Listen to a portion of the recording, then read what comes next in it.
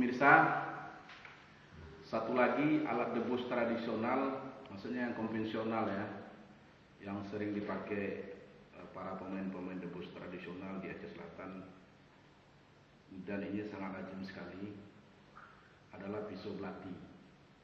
Maaf, pisaunya agak jelek sedikit karena ini memang pisau dapur saya ambil, karena nggak ada bahan ya, tapi sudah saya asah. Cuma pisau belatinya fungsinya lebih tajam dari siwah dan rencong, karena dia double ini, bisa untuk menusuk dan bisa untuk mengiris. Jadi para pedebus sering memakai ini dalam atraksinya. Biasa ya seperti ini, bisa ditusukkan, dan di sini juga dia udah tajam. Kita lihat nih pemotongannya, ini tajam ini. Jadi fungsinya bisa dipakai dua nih.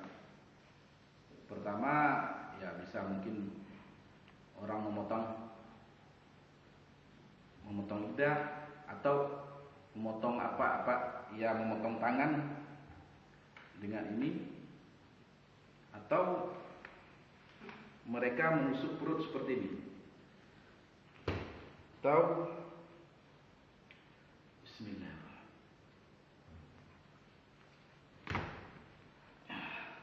bisa juga tusuk seperti rencong tadi.